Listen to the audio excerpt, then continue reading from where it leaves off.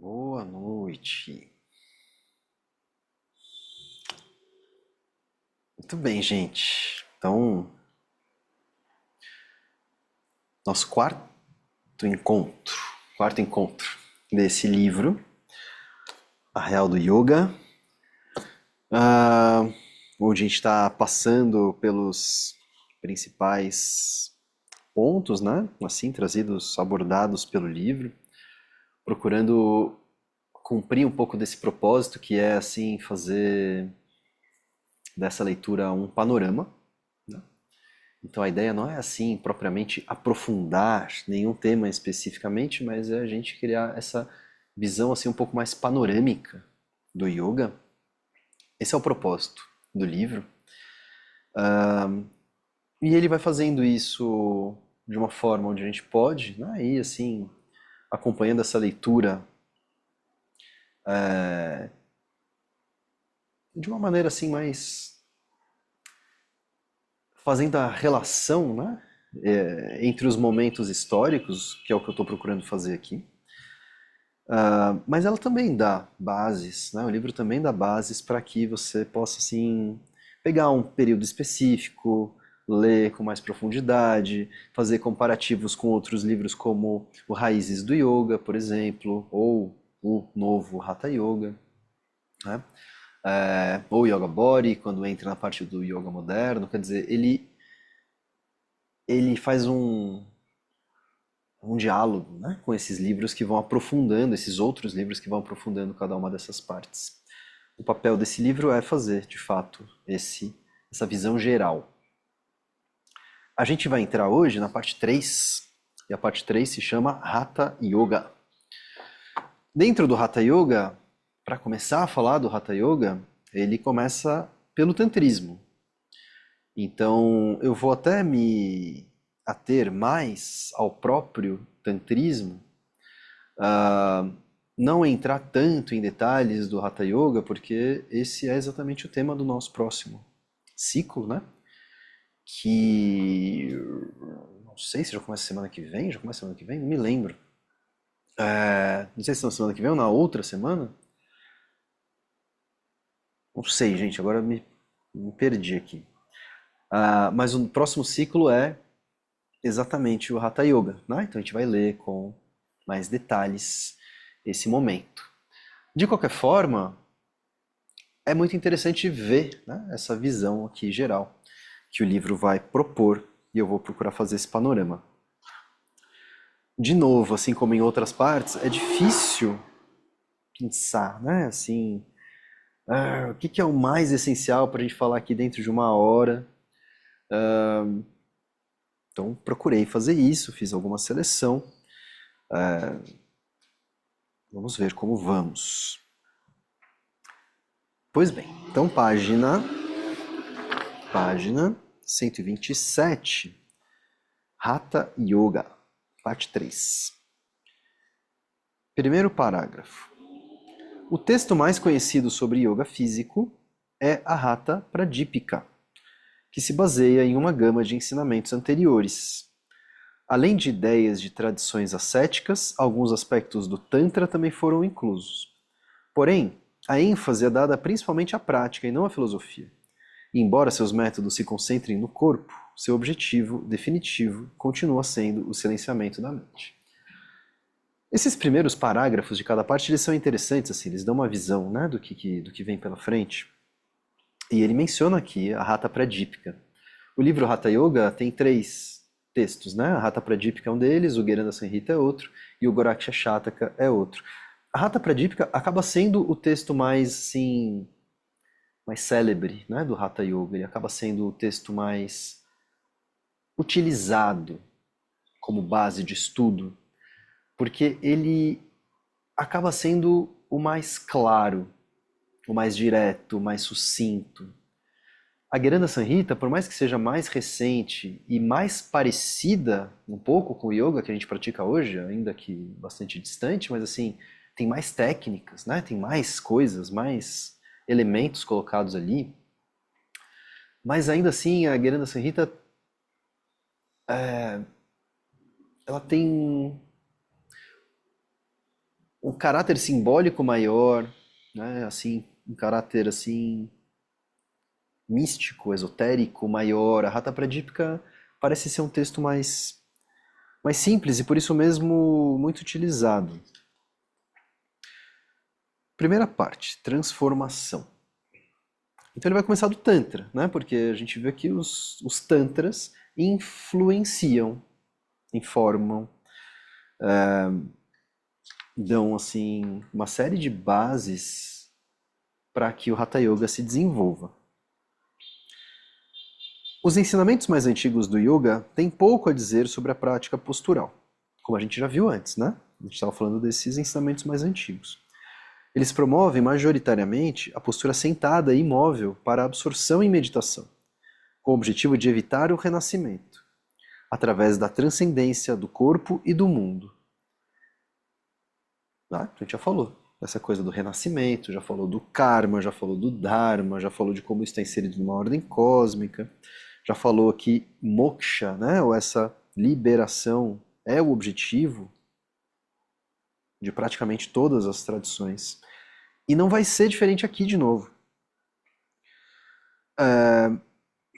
Isso começou a mudar com o surgimento do Hatha, uma abordagem que foi ensinada pela primeira vez em textos há menos de 1000 anos. Então o Hatha ele está situado há menos de 1000 anos para cá, né? Então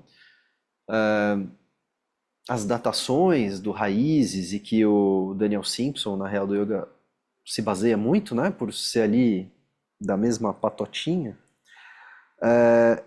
vai dizer que os primeiros textos do Hatha Yoga são do século XI. O Gorakshashataka, que se acreditava ser do século XI, provavelmente é do século XIII. Né? Então, assim, século XI ou XIII é onde estão os primeiros textos, ou seja, menos de 1000 anos atrás. Hatha, literalmente, significa obstinação ou força. Né? Então isso é interessante. A palavra Hatha literalmente significa força. Isso se refere tanto ao esforço quanto a seus poderosos efeitos.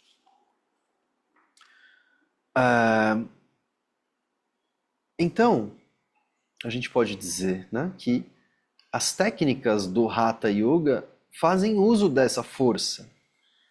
Mas essa força necessária, né, para a execução das técnicas desperta uma força no praticante, né, como se esse praticante assim, recebesse de volta essa força, devolvida, como uma forma de um poder. As prioridades foram alteradas pelo Tantra, a forma mais popular de religião no final do primeiro milênio.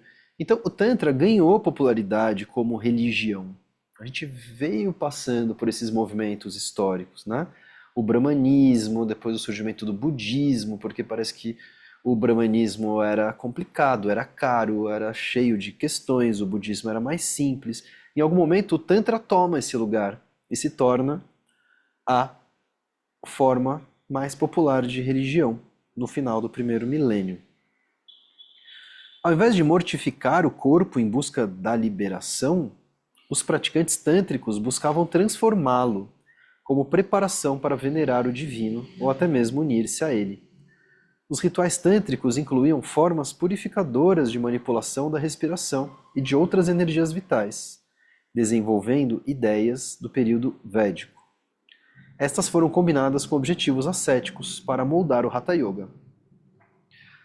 É interessante como ele coloca aqui, porque o Tantra ele está dizendo era uma forma de religião. É uma forma de religião.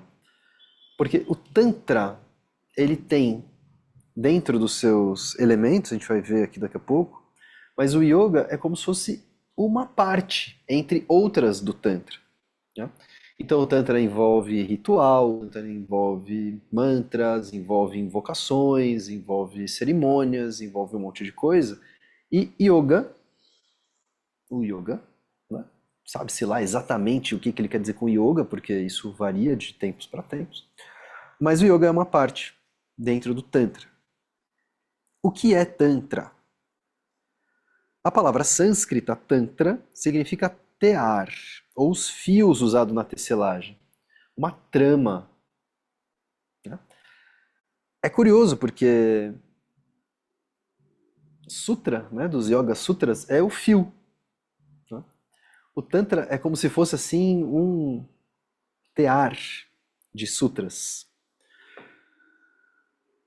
Ela também pode se referir a um entrelaçamento de doutrinas e métodos expostos em textos sagrados que são frequentemente intitulados tantras. Bom, enfim, Tantra então é um sistema complexo, é um sistema entrelaçado, é um sistema assim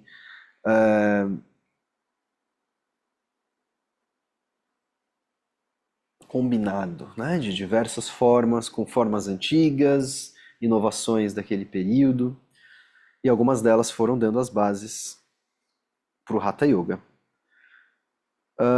Na página seguinte, no segundo parágrafo, ele fala assim: há muitos sistemas diferentes de Tantra, incluindo versões budistas que se difundiram para o Tibete. O que as unifica é a ênfase nos rituais, né? Então, assim, o que faz com que o Tantra seja o Tantra? Tem uma ênfase ritualística. O ponto de partida para isso é a iniciação por um guru, que transmite ensinamentos secretos. A iniciação também é algo que vai aparecer como parte fundamental do Tantra. É preciso ser iniciado por um guru. As práticas incluem a recitação de mantras, a realização de oferendas a deidades e a visualização de fenômenos sutis. Né? Então, assim, o que compõe o corpo do Tantra? Mantra, ritual, oferenda, né, a deidades, e visualização de fenômenos sutis que vão usar yantras, vão usar mandalas, vão usar uh, formas, né, assim, do corpo como um microcosmo que representa o macrocosmo, enfim, uma série de coisas que se instala no corpo, né? Em algumas formas de Tantra, os deuses são entidades separadas. Em outras, o objetivo é a união com o divino. Suas abordagens variam do ortodoxo. O ortodoxo é sempre em relação ao brahmanismo, ao védico, né? Então, quando fala de ortodoxia dentro desses textos, é algum alinhamento com os Vedas. Então, é curioso, né? O Tantra ele pode ter o lado ortodoxo, assim, que se alinha com o brahmanismo, com os Vedas, apesar de ser outra religião, ao radicalmente transgressivo, utilizando aquilo que é geralmente visto como impuro, como um meio de despertar, como uma orgia sexual sob efeito de substâncias inebriantes em um cemitério sob a luz do luar. Ele coloca aqui, né, combinadas várias coisas absolutamente transgressivas, proibidas, rejeitadas pela ortodoxia, pelo brahmanismo. E por quê? Porque se a ideia é romper radicalmente com todos os condicionamentos, então eu vou partir para a forma mais radical possível de transgressão, né? Para romper com tudo aquilo que me prende a esses condicionamentos. Então, se eu tenho aversão, se eu tenho nojo, se eu tenho medo, se eu tenho repulsa, é isso que eu vou fazer. É isso que eu vou fazer para quebrar, né? Porque o que que me dá essa repulsa? O que que me dá essa aversão? Ou o que que me diz que isso moralmente é algo errado? Construções, né? Construções. Já que isso não é algo necessariamente assim instintiva, né? Desse animal humano. Então é uma construção que diz que isso é moralmente errado, ou que é moralmente impuro, ou que é uma forma de pecado, ou que isso é nojento, aversivo. Então envolve, né, assim, por que que surgem então essas práticas que envolvem relações sexuais, que envolvem substâncias ah, proibidas, né, como álcool ou tipos de entorpecentes, enfim, drogas, coisas assim. Porque envolvem fazer práticas. Está escrito cemitério, né? Mas assim, crematórios, né? Não tem essa coisa de enterrar, né? Na Índia isso é muito raro. Então a coisa está muito mais ligada assim a locais de cremação, a cinzas, utilizar as cinzas, ou até mesmo assim, coisas bem bizarras como comer, né, carne de cadáver. Essas coisas existem. Radicalmente transgressivo. Página seguinte, 130, ainda antes dos gurus e deuses. Quaisquer que sejam seus métodos, a maioria dos ensinamentos tântricos tem dois objetivos: a liberação e a obtenção de poderes. Então, assim, mesmo esses transgressivos, eles estão visando essa liberação por uma via radical. A maioria das abordagens anteriores via esses objetivos como contraditórios, a liberação e a obtenção de poderes como coisas contraditórias. Ainda que os yogis às vezes buscassem os dois, eles eram instados a desprender-se das distrações materiais, incluindo a onipotência. Em contraste, o Tantra permitiu o engajamento com o mundo, utilizando rituais para transformar o mundano em algo sagrado. Isso é interessante, né? Então, o que o Tantra vai propor ali é ritualizar o mundano, né? E ao ritualizar o mundano, esse mundano se torna sagrado. É um pouco do que os rituais fazem, né? Assim, transformar uma prática, né, em alguma coisa assim que tenha um significado para além daquilo que está exatamente sendo feito. A prática tântrica é baseada na perspectiva de que o mundo material é uma manifestação da energia cósmica, que é divina. Com o desenvolvimento da percepção sutil, podemos encontrar conexões com os deuses dentro do próprio corpo. Tá aí um resumo, né? Então, de tempos em tempos, o Daniel Simpson faz uns resumos muito legais, assim. Então, a prática tântrica é baseada na perspectiva de que o mundo material, o mundo manifesto, né, material, é uma manifestação da energia cósmica que é divina.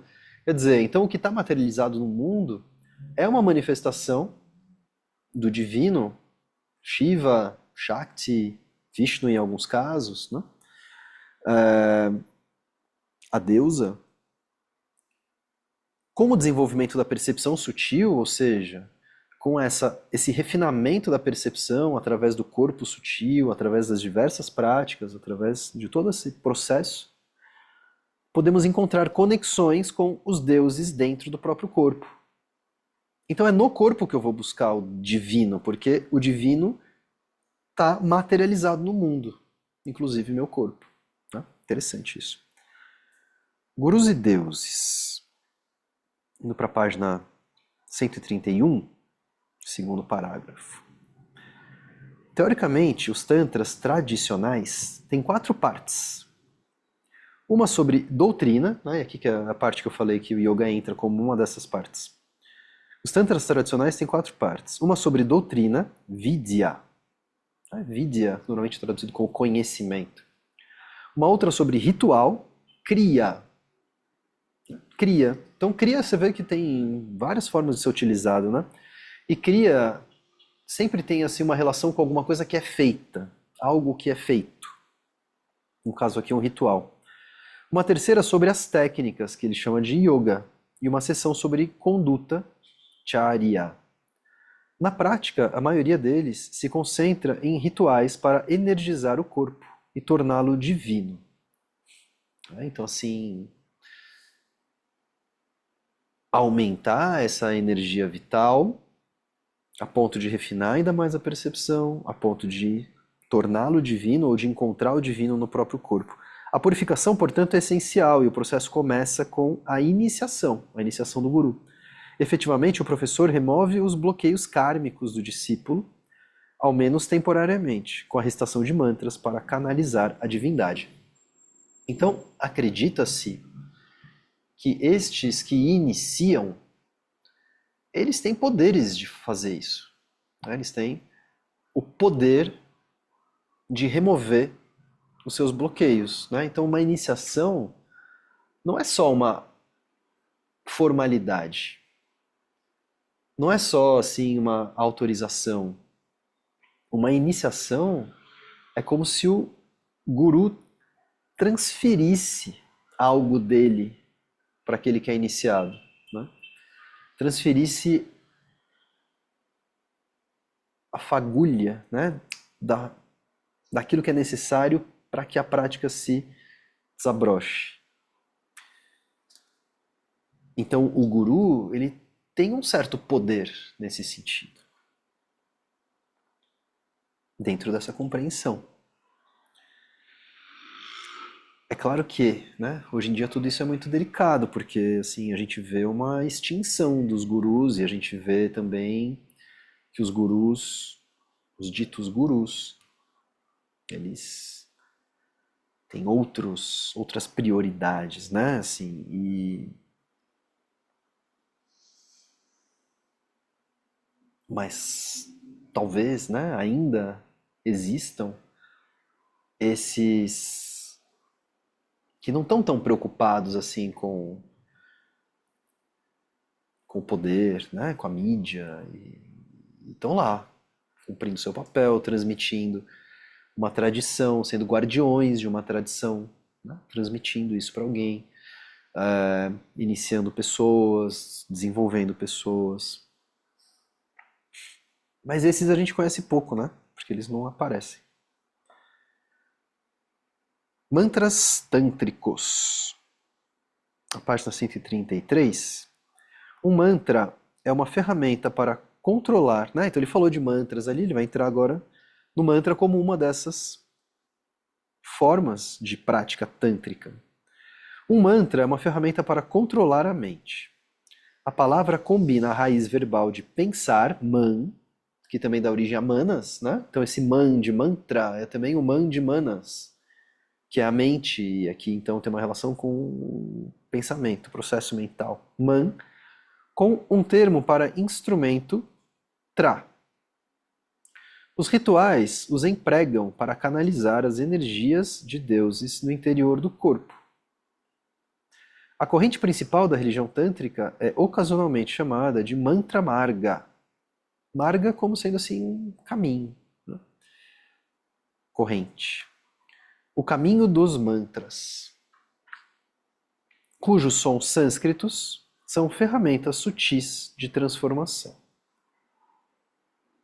Então o mantra seria assim esse instrumento que é utilizado para controlar, mas esse controlar é sempre assim meio delicado, a mente.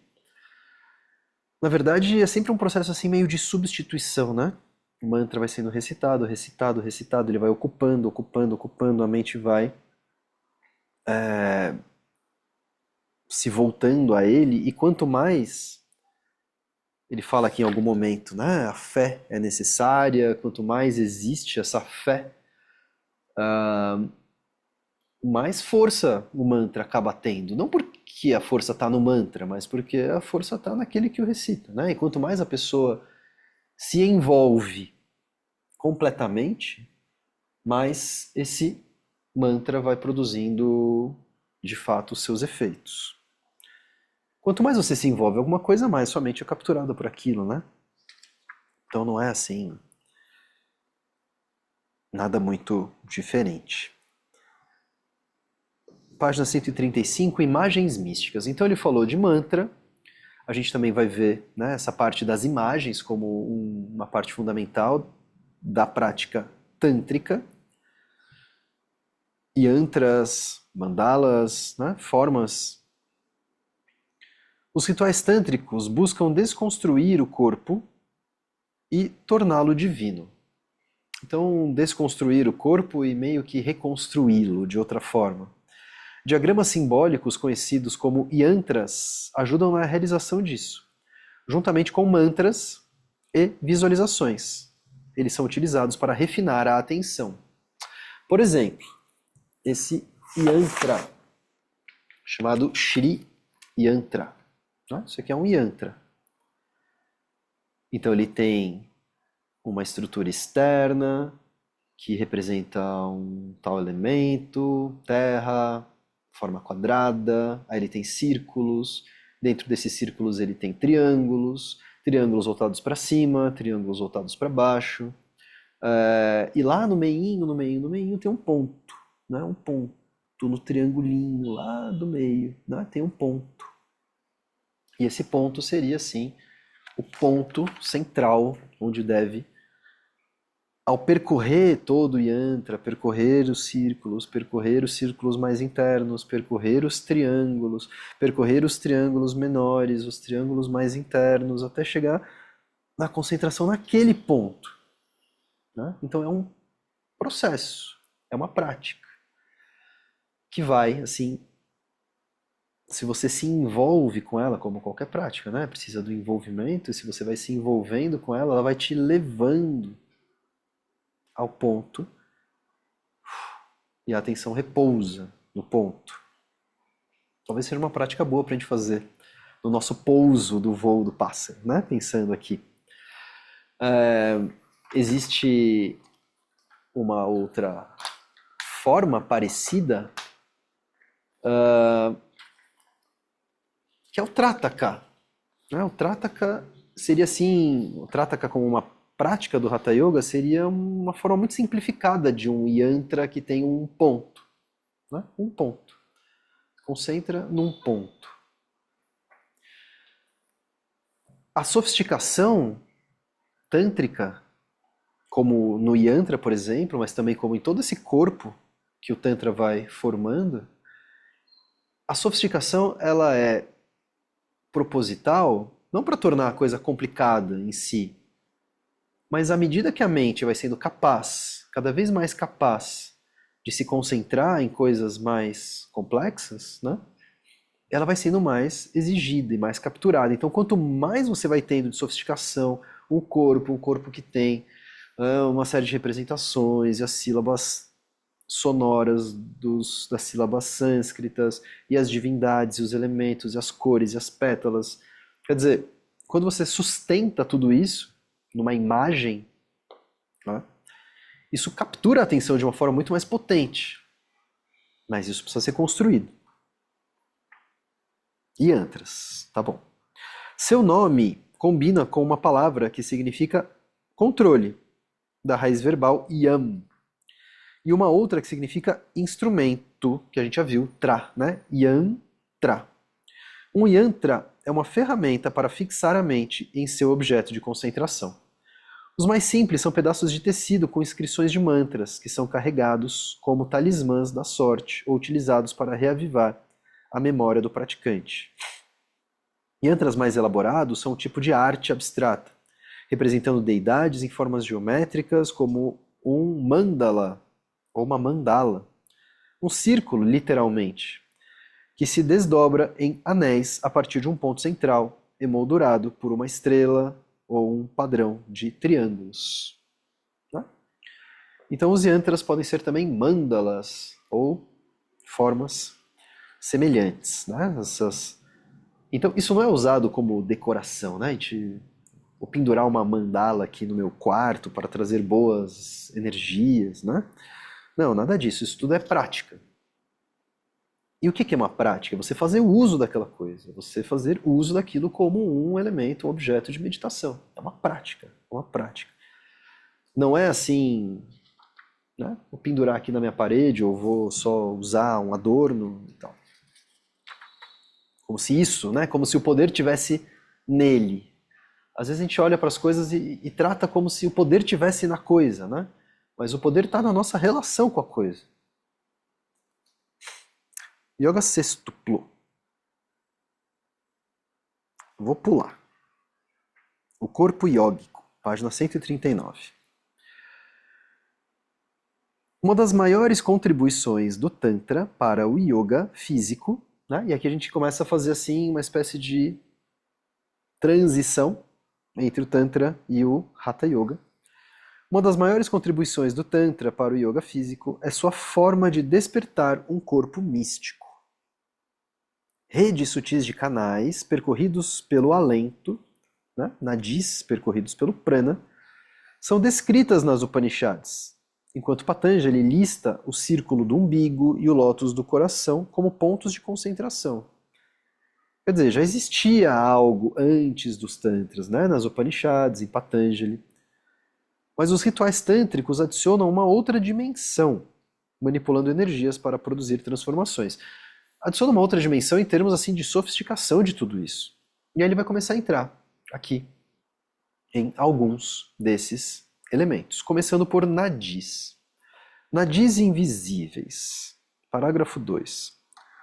Inicialmente, as nadis eram utilizadas para explicar como a consciência se voltava para o interior, estabelecendo-se em um espaço em que o si é a realidade por detrás das funções vitais. Brihad Aranyaka Upanishad, uma Upanishad antiga, que dizia que já falava de nadis, né? Então não é uma invenção tântrica. O Tantra vai, assim, sofisticar isso muito mais. Mas as nadis, então, eram, assim, essa espécie de canais, caminhos, que internalizavam a consciência. Interessante, né? Então, o que é transportado por essas nadis é a consciência misturada ao prana. É muito interessante a gente até voltar à forma como o Dr. Boli fala sobre o prana, né? E ele fala que o prana não é só a coisa que se move pela nadi. Isso ele vai chamar de vayu. Isso que se move, esse vento, isso que tem movimento, isso que circula. O prana é a percepção que se tem disso.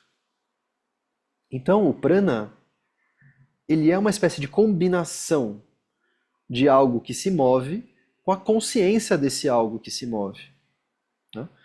Então, o prana, ele transporta a consciência, ele transporta a atenção junto. Então, ele seria essa forma de internalização da consciência quando essa consciência, essa atenção, segue, né, esses caminhos, desde que eles sejam percebidos. Percebidos, percebidos. É a atenção de alguma coisa percebida. Retirar a atenção do mundo exterior revelaria esse si mais profundo, ou Atman. No momento da morte, este se elevaria através do canal central, atingindo a liberação através do topo da cabeça. Alguns casos vão falar isso, né? Alguns outros casos vão dizer que isso pode acontecer em vida, e ele está citando aqui um caso específico. Ele vai citar outras coisas, outras fontes. Na página seguinte, ele diz assim: a maioria das referências a nadis nos tantras destacam a respiração. Nestes canais ocorrem os movimentos do vento, diz um texto Parakya Tantra. Outro texto vai falar dos 5 vaios: prana, apana, samana, udana e vyana. Nishvasa Tattva Samhita Naya Sutra. É esse texto que fala sobre isso. Não só, tem outros. Ainda aqui no parágrafo de baixo, ele vai começar a falar um pouco desses nadis, né? E eu não vou entrar tanto em detalhes, mas assim, a Shiva Samhita, que é um outro texto fundamental e conhecido e muito utilizado do Hatha Yoga, do século XV, afirma que existem 350 mil nadis, das quais 3 são predominantes: Pingala, à direita, Ida, à esquerda, e Sushumna, no centro. Das 3, Sushumna é a mais importante, a favorita dos mestres yogis. Os outros canais dos seres encarnados estão conectados a ela. Então todos os outros canais estão ligados a Sushumna de alguma forma. Sushumna é o canal central, que se eleva pela coluna vertebral até o topo da cabeça. Queria pegar um lápis aqui, porque esse Sushumna aqui ele deveria ser itálico, itálico, itálico, né? Sushumna é o canal central que se eleva pela coluna vertebral até o topo da cabeça. Ele tem sua origem em um bulbo chamado Kanda, próximo à base do abdômen, diz a Vashista Samhita, no século XIII. Então tá aí o Kanda que a gente sempre fala, o Kanda como sendo essa espécie de centro de força, origem de todos os nadis, origem inclusive de Sushumna, a base ali, né? Então o Kanda ele tá não na coluna, mas ele está um pouco à frente da coluna, né? Então se a gente fala que o Kanda ele é equivalente ao útero, ele está ali abaixo do umbigo, um pouco à frente da coluna, encaixadinho ali. Então, é interessante a gente se dar conta que o acesso, né, quer dizer, a esses circuitos, ele vem mais pela frente da coluna do que pelas costas, né? Muitas vezes se associa a, a coluna, o eixo, como alguma coisa que vem pelas costas, mas não é bem isso que o corpo sutil vai nos mostrando, né? O acesso é pela frente. A face frontal da coluna é mais importante do que a face posterior da coluna, onde estão aqueles processos, né, que a gente sente quando a gente toca pelas costas, a gente sente a pontinha do processo espinhoso, que não é a vértebra, mas é um bico que sai da vértebra, né? A vértebra mesmo a gente não toca, a gente não sente, ela está bem interna, bem profunda. E é próximo à frente, lá embaixo, né? À frente dessa vértebra que está o Kanda. Chakras imaginários. Então, vamos falar dos chakras. As partes mais conhecidas do corpo iógico são, com frequência, as menos compreendidas.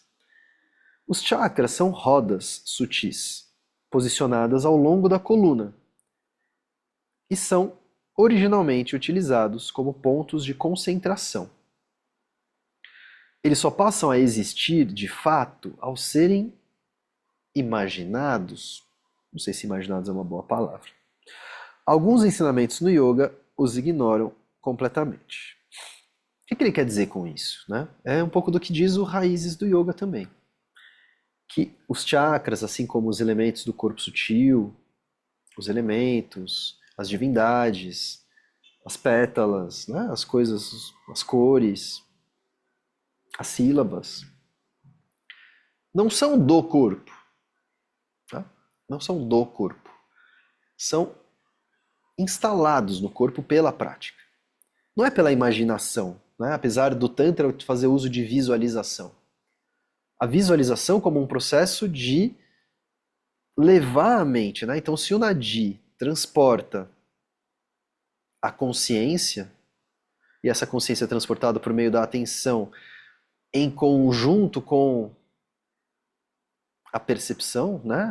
A atenção transformada em percepção, muitas vezes o processo inicial, o primeiro passo para tudo isso, enquanto não se sente nada, é visualizar.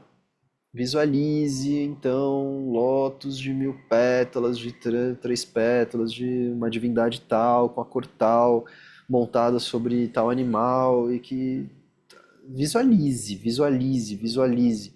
E de tanto visualizar, né, é como se fosse assim, servindo como um processo de desbloqueio, né? Porque assim, a minha mente não está chegando ali misturada com a substância sensível. Então eu não estou sentindo. O processo de mentalização, de visualização, ele vai passando como se ele fosse assim, desobstruindo, né, esse acesso, mas o resultado esperado é que a visualização se transforme em sensação tangível. Tá? Então eu sinto isso no corpo. Tá? Mas o Tantra vai usar a visualização como um ponto de partida, enquanto não se sente. Depois que se sente, continua tendo a visualização. Mas aí não envolve tanto mais, né, o processo de mentalização. Aí a própria imagem surge como efeito. Os chakras, eles são um pouco diferentes disso, né? A gente vai ver que tem outros elementos, mas os chakras em si, por mais que eles sejam instalados no corpo, é verdade, por mais que eles não existam no corpo anatômico, é verdade, por mais que muitas vezes tente se fazer essa relação com as glândulas ou com, enfim, coisas materiais do corpo, e isso nunca para muito de pé, é verdade. Por mais que diferentes tradições tenham diferentes chakras, então algumas vão ter 7, outras vão ter 9, outras vão ter 5. Ou seja, não é que o chakra é uma entidade ali, né, que se precisa descobrir. Não é que o chakra é uma coisa a ser descoberta. Ele é uma coisa a ser instalada mais do que descoberta. Mas ainda assim, os chakras estão nesse eixo vertebral, que é onde as nossas sensações mais tangíveis, elas se fazem presentes, né? Então, querendo ou não, é diferente de uma sílaba sânscrita que eu vou instalar no meu coração e assim, é muito mais abstrato, né? Do que ou que eu vou instalar em alguma área, ou instalar uma divindade, ou instalar o veículo desta divindade. Quer dizer, são coisas muito mais abstratas. O chakra, ele tem uma dimensão assim de tangível, porque é nesse eixo que a gente sente as coisas profundamente no corpo, né? E assim, isso não está longe do saber popular, né? Engolir um sapo, borboletas no estômago, quer dizer, essas coisas dizem respeito às sensações conectadas a emoções que estão nesse eixo. É aqui que a gente sente as coisas. É aqui que a garganta fecha. É aqui que o estômago trava. É aqui, né, que o útero se contrai. É aqui que desarranja o intestino. É aqui, né? É aqui que dá dor de cabeça. É aqui. Não é no joelho, não é na escápula, não é, né? Então tem algo assim de fisiológico, também tem algo de psíquico, e esses chakras vão fazer assim essa espécie de ponte entre uma coisa e outra, né? Entre o sutil e o nosso lado assim palpável, materializado dessa psique. Estou exagerando nas falas? Bom, acho que vai dar tempo. Há muitos sistemas diferentes, continuando, com números de chakras e localizações variadas, como eu estava falando agora, mas mesmo assim nesse eixo. O modelo predominante atualmente, com 6 chakras ao longo da coluna e um sétimo no topo da cabeça, é uma mistura de tradição e invenções recentes. A referência mais antiga a ele vem do Kubjikamata Tantra, do século X, que descreve o ânus como Adhara, uma base ou apoio, que posteriormente recebeu a adição de Mula, que é a raiz, né? Mula Adhara. Swadhisthana está localizado acima dele, no pênis. Manipura, Manipuraka ou Manipura no umbigo. E Anahata no coração. Vishuddhi está na garganta e Ajna entre os olhos.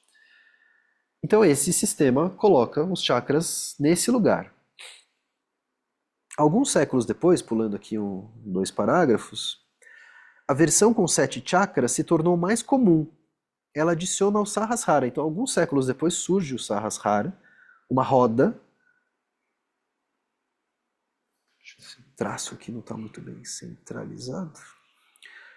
Uma roda de 1000 raios, ou um lótus de 1000 pétalas, no topo da cabeça, ou às vezes acima dela, como na Shiva Samhita. O triunfo, pulando para o próximo parágrafo, desse modelo é uma obra de Sir John Woodroffe, um juiz britânico na Índia colonial que utilizava o pseudônimo Arthur Avalon. Né? Então, ele escrevia com seu pseudônimo Arthur Avalon. Em 1919, ele escreveu um livro chamado The Serpent Power, O Poder da Serpente. É um livro conhecido. É um livro adotado por muitas pessoas como sendo assim uma das principais referências do sistema de chakras, né? The Serpent Power. Mas ele foi escrito por esse cara, Arthur Avalon. Ele é assinado por Arthur Avalon, que era esse Sir John Woodroffe, que incluía uma tradução, né? Então ele é uma tradução de um texto do século XVI chamado Shat Chakra Nirupana, ou A Descrição dos Seis Chakras. Outros autores ocidentais compartilhavam o interesse de Avalon em ideias tântricas. Então, o curioso dessa história, e o Raízes do Yoga fala um pouco sobre isso, e acho que o Yoga Body também fala, é assim, esse cara pegou um texto do século XVI e traduziu. Foi a primeira tradução de um texto tântrico.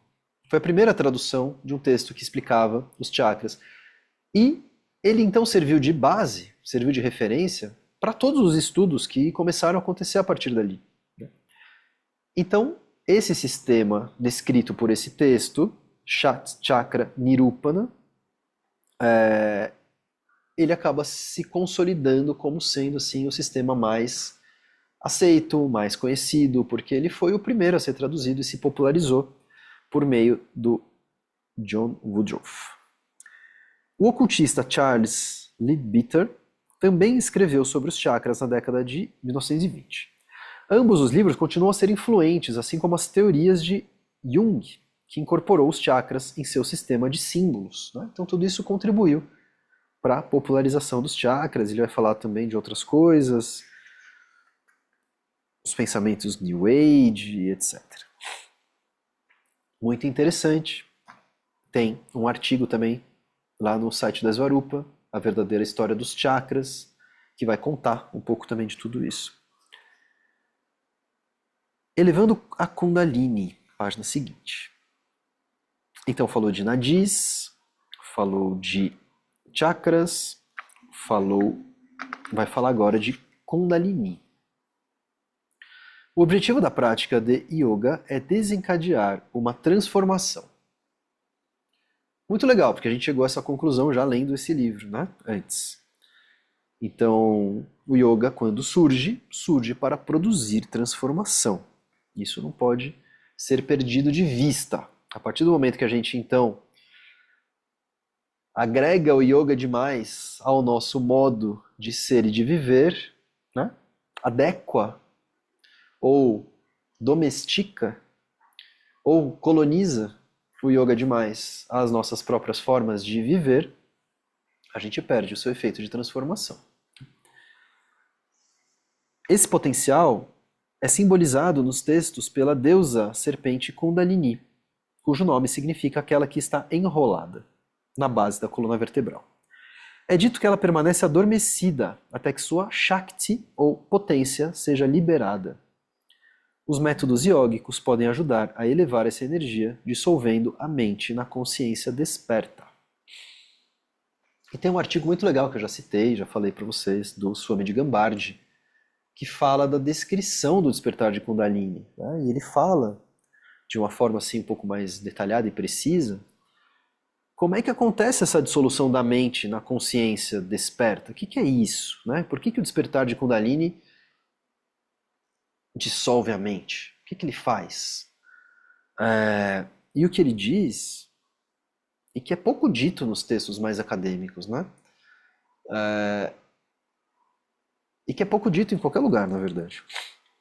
O que ele diz é que essa força, esse poder, essa potência, quando liberada, ela causa uma sensação muito intensa, corporal, física, uma sensação física. Essa sensação física é tão intensa que você não tem como pensar em outra coisa. A mente é completamente absorvida na direção dessa sensação. Já demos exemplos esdrúxulos do tipo quando você chuta a quina da cama, né, a sensação é tão intensa que você momentaneamente para de pensar em qualquer outra coisa. Mas também a gente já deu exemplos melhores, do tipo, no encontro de relatos recente, né, talvez 2 semanas atrás, ou 3, não sei, falamos de 2 episódios. O parto e o orgasmo. Né? 2 momentos onde a sensação corporal, é física a sensação, né? Ela é corporal, ela é intensa, momentaneamente, a ponto de capturar completamente a consciência para aquela sensação. Momentaneamente. Né? Depois volta. Talvez o despertar de Kundalini seja algo que leva a uma absorção um pouco mais duradoura. E também, segundo esses textos e segundo esses praticantes, né, e mestres, se isso acontece direito com uma pessoa preparada, causa esse potencial de transformação. Né? Então a pessoa não volta exatamente a mesma que ela era, porque ela sentiu alguma coisa absolutamente outra, né? Outra nesse sentido não parte dela própria. É sempre assim uma coisa que leva a um estado de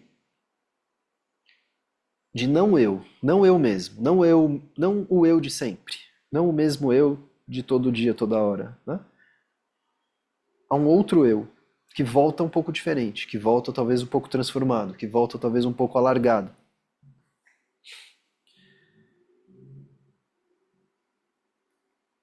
Tá aí a questão, né? Tem aqui no texto, eu não vou passar a leitura por isso, mas de um cara, Gopi Krishna, que teve um negócio meio errado aí. E isso causou sequelas e transtornos, ele quase morreu, enfim. Então, os textos estão ali alertando, falando, olha, cuidado com isso, porque assim, é uma serpente, né? Não é à toa que se utiliza esses animais para representar essas forças, né? É uma serpente. Assim como ele vai falar, o pranayama é como um elefante, um tigre ou um leão, quer dizer, são animais que podem te matar. São animais que podem te matar. Tem enorme poder, mas pode te matar. Então, é isso. Geografia sagrada. Um outro aspecto do Tantra que estrutura a prática yógica é a ideia do corpo como um cosmos em miniatura. Ainda que alguns de seus detalhes tenham uma importância maior nos rituais tântricos, eles são listados em instruções de yoga físico, conectando a anatomia a lugares sagrados do mundo. Por exemplo, no parágrafo de baixo, ele fala aqui um trecho do Hatharatna Valley. A coluna é o Monte Meru. A gente já falou disso outras vezes. Então, de onde vem que existe essa representação da coluna como Merudanda? Né? Vem desses textos. A coluna é o Monte Meru, o centro do cosmos, com os outros ossos maiores formando cadeias de montanhas e as nadis formando rios. Ida é conhecida como Ganga, que é o rio Ganges, Pingala e Amuna. Sushumna é conhecida como Sarasvati, um rio, né? 3 rios. Geografia sagrada. Unindo opostos eu vou pular, e aí ele vai falar aqui o que é Hatha. Embora o yoga físico tome ideias emprestadas do Tantra, ele também tem raízes nas tradições ascéticas. Muitas das técnicas do Hatha Yoga foram adaptadas de formas mais antigas de austeridades, que se tornaram menos intensas e mais atraentes para chefes de família. Chefes de família quer dizer assim, pessoas comuns, né? Porque antes o yoga era para pessoas que se dedicavam exclusivamente a isso.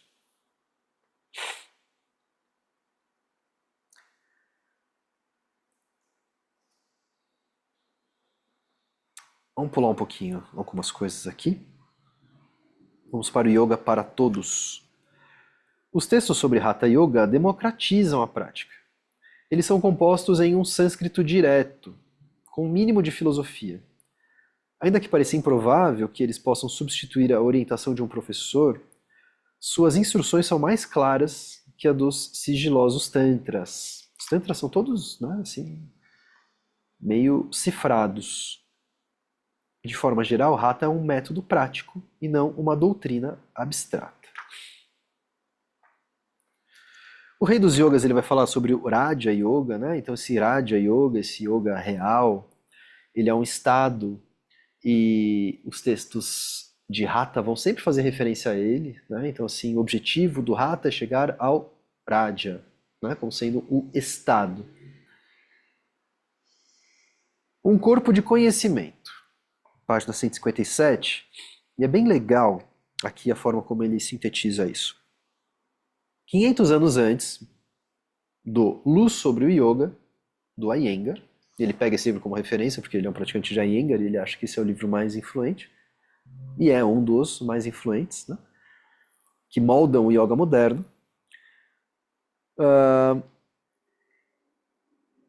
Foi lançado, né, 500 anos antes, uma outra obra influente chamada Hatha Pradipika.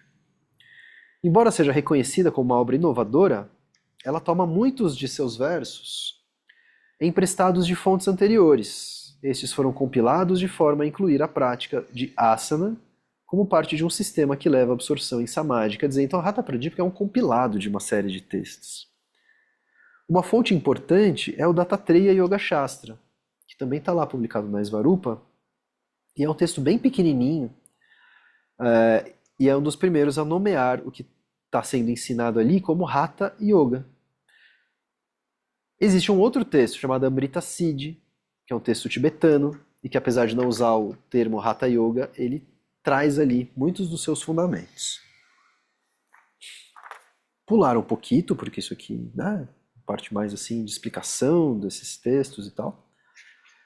Depois ele entra em Posturas Complexas, página 161, onde ele vai falar que os asanas não meditativos começaram a aparecer pela primeira vez nesses textos. Até então, a asana era sempre uma postura sentada para o desenvolvimento de uma prática interna. A partir do Hatha Pradipika, isso muda, né? E aí tem 15 asanas, sendo que talvez metade deles são posturas não sentadas, posturas como até de equilíbrio ou de alongamento, né? Posturas que têm outros propósitos que não só ser utilizadas como uma postura sentada para meditação. Mesmo com o desenvolvimento de posturas não sentadas, seu objetivo continua sendo o desenvolvimento de uma base estável para a introspecção, né? Então essas posturas não sentadas deveriam ajudar a formar as bases para que a postura sentada se potencializasse pela prática das posturas não sentadas. Terapias corporais. Então, os textos descrevem benefícios físicos da prática postural. Um deles é a estimulação de forças vitais, que prepara os praticantes para abordagens mais sutis. Esse aumento das forças vitais é o que vai, assim, conduzindo, né, a consciência para o interior. Dr. Bolli usa muito isso. Então, assim, eu até gostei de ler, né, algo que eu acho que nunca tinha chamado tanto a minha atenção, que é as nadis como esses canais de interiorização da consciência. É exatamente o que o Dr. Bolli fala, né? Assim, a gente tem que ir sutilizando a nossa capacidade para ir internalizando cada vez mais a consciência. É mais difícil sentir o que está lá dentro, mais fundo, mais difícil, mais sutil, mais abstrato, mais intangível, mais difícil de acessar, mais difícil de tocar, mais difícil de mexer, mais difícil de manipular. Então, assim, processo de refinamento da percepção. Ele vai falar de ações purificadoras, que são os kriyas, E esses crias, eles vão ter assim, eles vão sempre aparecer associados como uma preparação para a prática, na Hatha Pradipika como uma preparação à prática do pranayama, na Gareda Sanhita como uma preparação a qualquer tipo de prática yógica, como sendo os removedores de impurezas desses canais, desses nadis. Desde coisas físicas, como a lavagem nasal com água, ou enfiar um tubo pelo nariz, tirar pela boca, ou engolir um tecido até o estômago, até, até coisas assim como o Trataka, né? O Trataka está dentro desse sistema de crias. Então não é porque sai lágrima isso limpa o olho, porque senão bastava chorar, né? Não é isso. Mas é uma sutilização dessa interiorização, é um processo. Onde entra a purificação, né? Onde entra a purificação? E se a gente for ver, todos esses crias, eles estão atuando assim com reflexos, né? O reflexo de não piscar, o reflexo de engolir um pano sem vomitar, o reflexo, né, de você injetar um líquido no intestino e reter por algum tempo, sem evacuá-lo, né? Então tem uma série de reflexos ali que vão sendo utilizados e formas de alcançar também, de tocar, né? Então é difícil sentir o corpo lá por dentro. Se eu engolir um pano, será que eu sinto melhor? Se eu enfiar um tubo, será que eu sinto melhor? Se eu injetar água, será que eu sinto melhor? Né? Então, algumas dessas elas vão ser utilizadas e são mais claras como purificação, né? Outras já são mais difíceis de entender. O que que o Trataka, a fixação do olhar, tem a ver com mais difícil de entender? E aí, quase para finalizar aqui, eu queria ler essa página quase inteira, ou inteira, do Pranayama 167, a respiração e os bandhas, porque ela é muito boa. E aí eu deixo as outras coisas para vocês. Apesar do enfoque em posturas no Hatha Yoga, sua técnica característica é o pranayama. O controle da respiração é a chave para o sucesso, por conta de seu poder de aquietar a mente. Quando a respiração é instável, a mente é instável. Quando a respiração é estável, a mente pode se tornar estável. O yogin obtém estabilidade. Assim, deve-se controlar a respiração, né? Ou por isso, deve-se controlar a respiração. Diz a Hatha Pradipika, que alerta também contra o exagero na execução, recomendando uma abordagem gradual na prática. Assim como um leão, um elefante ou um tigre devem ser gradualmente domados, então dessa forma deve-se tratar a respiração. Do contrário, ela destrói o praticante, os animais ali, né? Poderosos. A prática correta reduz as doenças, mas com a prática incorreta do yoga ocorre o surgimento de todas as doenças. Tudo isso aparece ali nos primeiros versos sobre o pranayama. A manipulação da respiração tem um impacto sobre os nervos e também sobre as nadis, por onde o prana se move. Os resultados são intensos, diz o Dattatreya Yoga Shastra. Inicialmente surge o suor. O yogi deve massagear a si mesmo com ele. Ao aumentar lentamente, passo a passo, a retenção da respiração, surgem tremores. O texto alerta. Da mesma forma que um sapo salta sobre o chão, o yogi sentado na posição de lótus se move sobre o chão. E através de um aumento ainda maior na duração da prática, surge a levitação. Isso é o que está falando do Dattatreya. Isso é o que fala também o Hatha Pradipika, que copia. Né? Estágio inicial, estágio intermediário, estágio avançado. O primeiro deles produz suor. Né? Então, assim, já é alguma coisa bastante intensa. O poder do pranayama cria um pico de energia ascendente. O comentário original do Yoga Sutra chama isso de erupção udgata. Alguns tantras o descrevem em termos de kundalini, a energia que reside na coluna vertebral, que é despertada pelo equilíbrio da respiração em ambas as narinas, ou pela reversão de seus fluxos ascendentes e descendentes. Para controlar a energia vital e ajudá-la a se elevar, os praticantes utilizam bandhas ou travas. que são inicialmente musculares, mas se tornam progressivamente mais sutis com a prática. Essas técnicas parecem ter se originado em tradições ascéticas. E só mais um trechinho muito legal, pulando um parágrafo. Quando realizados, eles selam o torso como um kumbha, que significa jarro, particularmente durante a retenção da respiração, conhecida como kumbhaka. Então esse jarro, esse vaso, já usamos essa metáfora, aparece aqui, né? Kumbhaka, sela o vaso, sela o jarro. Depois ele vai falar de mudras, depois ele vai falar de uma relação entre yoga e sexo, porque tem várias técnicas, Vajroli, Amaroli, né, que vão estar relacionadas com sucção de fluidos, impedir ejaculação, uma série de coisas, mas essas técnicas são sempre assim muito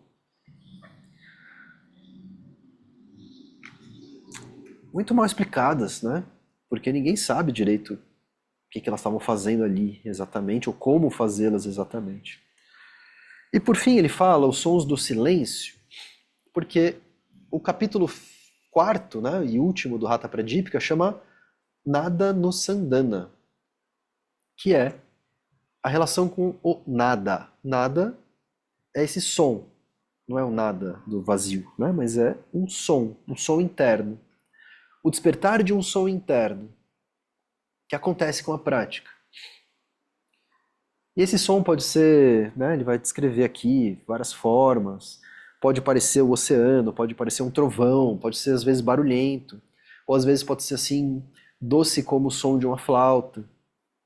Né? Sons despertados internamente, onde, de novo, a atenção é capturada por eles.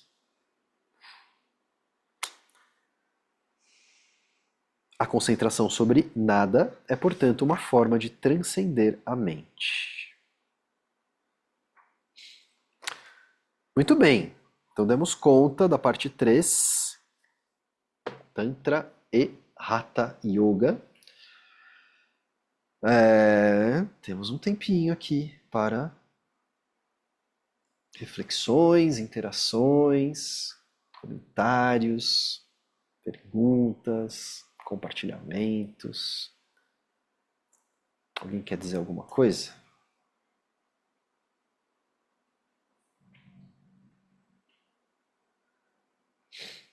Alguma descoberta? Hoje eu tive essa descoberta. Sempre tem, né? Por mais que leia o livro já. Eu li esse livro pelo menos umas 5 vezes, por todo o processo de publicação dele. E lendo agora vem esse pequeno trecho, né, da Nadis como sendo meios de internalização dessa consciência, porque liga, né, com esse ensinamento do Dr. Boli, de que o prana é percepção, precisa da atenção junto ali. Então a atenção é transportada por esse caminho. Muito legal, adorei. Às vezes a gente tem descobertas, né, com essas leituras. O mais importante de tudo, para mim, é quando isso acontece, né? Quando a teoria clarifica a prática ou quando a teoria abre novas dimensões para a prática, né?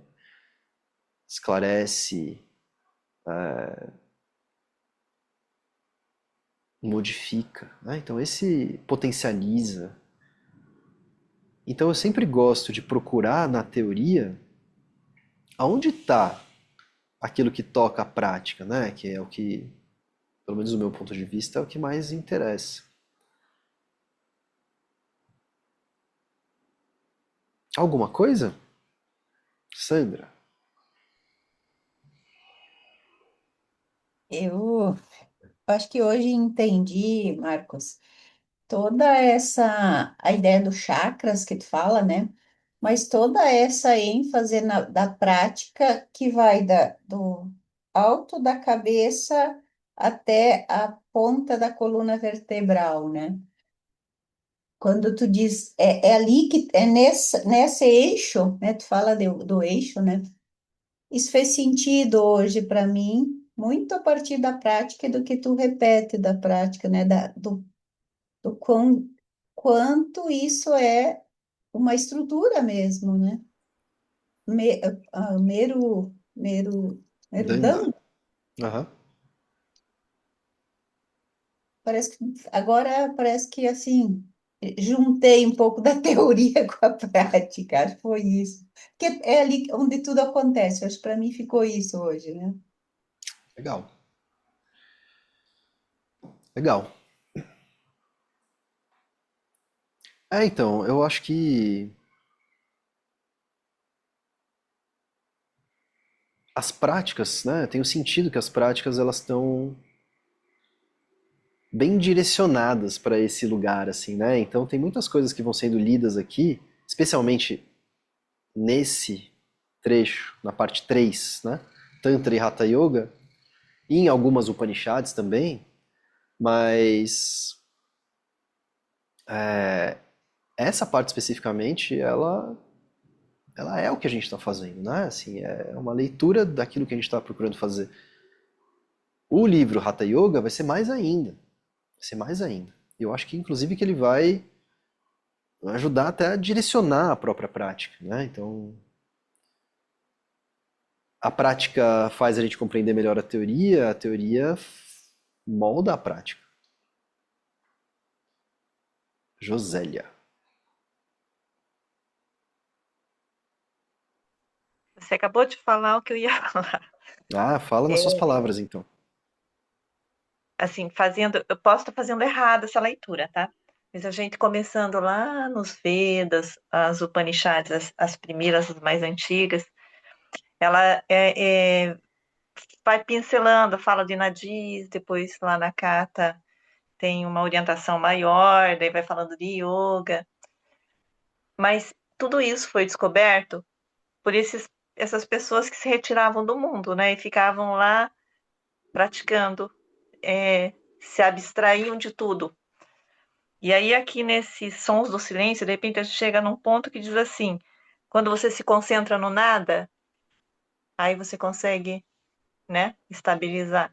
Então, assim, tudo. Se a gente não. A gente tem que, ao mesmo tempo que você vai fazer a leitura, entender o texto, mas a prática e o caminho interno, ele tem que ser muito intenso também, né? Você fechou, você falou na última fala sua aí. E dessa necessidade da gente de fazer, ler aqui, eu tô nesse livro, né? Mas ao mesmo tempo você parar e pegar lá e fazer uma prática. Eu fraciono isso, né? Então, de manhã, 15 minutos, vou fracionando, porque para você ficar 1 hora lá e ficar o dia inteiro, você não tem como. E, e, e esse refinamento, ele vai acontecendo e vai reciclando, e a cada momento você vai percebendo as coisas de uma forma diferente. E é muito, muito amplo, né? Se a gente tiver 10 vidas para vir, talvez você não consiga entender tudo aí, né? É muito ensinamento. E aí a gente tem que se dispor desses conceitos para poder, né, evoluir no conhecimento ou entender um pouquinho mais. Ah, é verdade. Eu gosto de pensar que a prática, ela está sempre atualizando a nossa compreensão do estudo, né? Porque, por exemplo, esse caso, eu entendi que a Nadi, tal, tal, tal, ela internaliza a consciência, tá, beleza. É provável que daqui a um tempo eu vá sentir alguma coisa que vai dizer assim, agora eu acho que eu entendi, né? Aí vai passar um tempo, eu vou sentir alguma coisa que eu falo, não, mas agora sim eu entendi, né? Então a gente está sempre atualizando a nossa compreensão a partir da nossa experiência quando a gente vive a prática dessa maneira intensa. E quando a gente se permite viver a prática com abertura para que ela possa ser transformadora, sem que a gente capture a prática e faça ela ali, né, ser nosso pet, nosso lifestyle, né? Assim, meu Como eu sou hobby, bom, né? Como eu sei fazer, como eu sei como eu fazer. entendo disso. né? Então, assim, É. a relação com o não saber, ela é muito primordial mesmo. E é ela que vai nos colocando, porque ao se deparar com o não sabido, você fala, caramba, agora eu entendi uma coisa que eu não sabia, né? E tem coisa mais incrível do que isso, né? Então, se a gente não está usando a prática para isso, putz, a gente está perdendo uma grande oportunidade, né? Para ficar reforçando o já sabido, para quê? Né? Isso porque a palavra é passada, né? É uma expressão de algo que você já sentiu. Exato. Isso aí. Obrigada. Valeu. Ângela. Tá mudo ainda.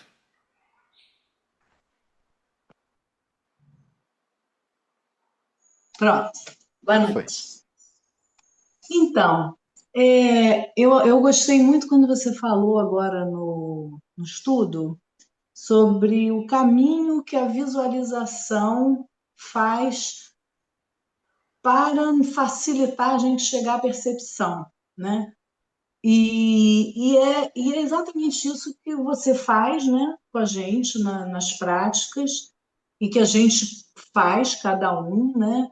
E eu faço porque é muito difícil esse mapa sutil. Eu acho ele um mapa complicado de acesso.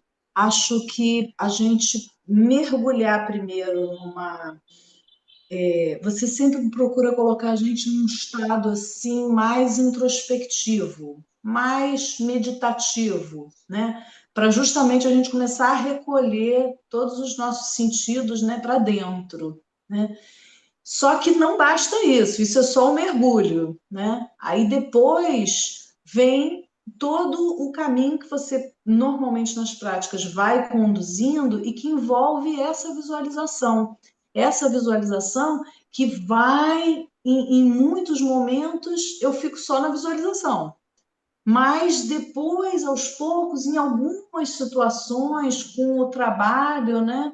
Aí eu já consigo perceber, eu já ganho uma certa liberdade. Eu consigo sentir, eu sinto isso.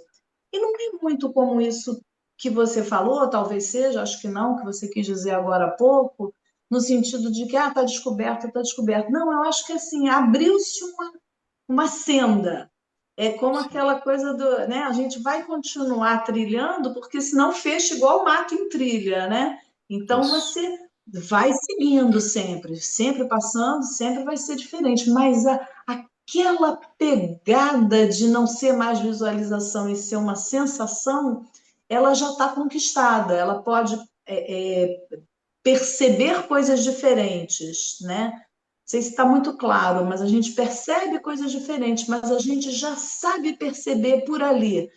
E outros caminhos, não, outros caminhos para mim ainda são muito difíceis, ainda são muito complicados. Eu insisto, às vezes eu sinto que eu estou muito no grosseiro, eu estou contraindo demais os ânus e não percebendo o canal, a sutileza que você propõe na visualização, da percepção do que se junta no Kanda, né? De como você vai amealhar tudo aquilo e jogar ali no Kanda e guardar. Isso para mim ainda é uma coisa em construção, mas eu achei bacana você falar isso, porque de fato eu vivo isso, assim, realmente a visualização, ela no início ajuda muito, ela é a base para depois a gente voar, né? Poder até Uhum. prescindir dela, ou não, mas você não está mais atrelado a ela ser o fio guia. É. Era isso que eu queria. Eu acho que a minha relação com a visualização é um pouco assim paradoxal, né? Porque ao mesmo tempo que eu repito as palavras do Dr. Bolli sem imaginação, sem visualização, na hora que eu paro para, eu acho que eu estou conduzindo algumas visualizações, sim. Talvez não nesses termos, né? Não sei se eu usaria esses termos, porque eu,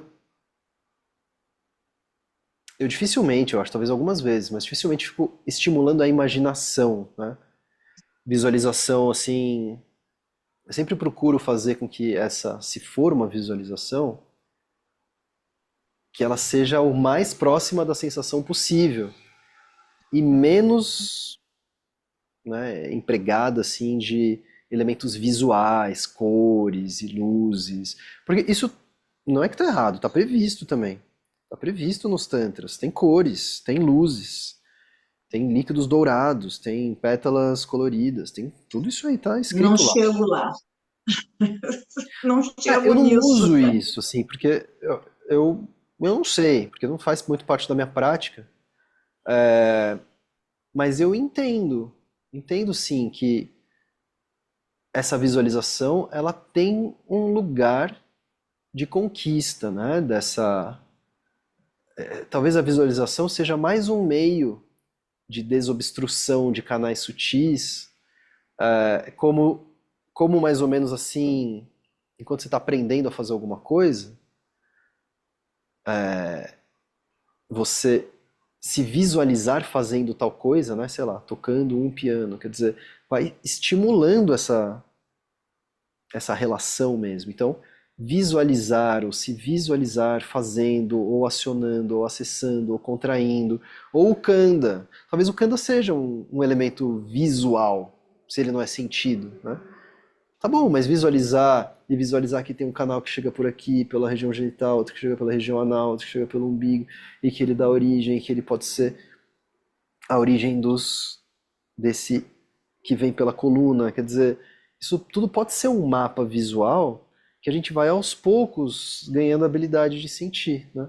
Ah, então agora eu sinto esse canalzinho. Hoje eu fiquei falando muito isso, né? Assim, tenta sentir só esse trechinho, tenta sentir só esse pedacinho, só esse canalzinho que vai do orifício a, sei lá, quantos centímetros ele teria para dentro ali, né? Ao Kanda e tal. Então, fica nisso, né? Fica nisso, como se isso fosse assim, removendo obstruções que me impedem de fato de sentir aquilo. Então, é isso, um pouco por aí mesmo. Isso aí, boa noite. Obrigado. Muito bem. Algo mais?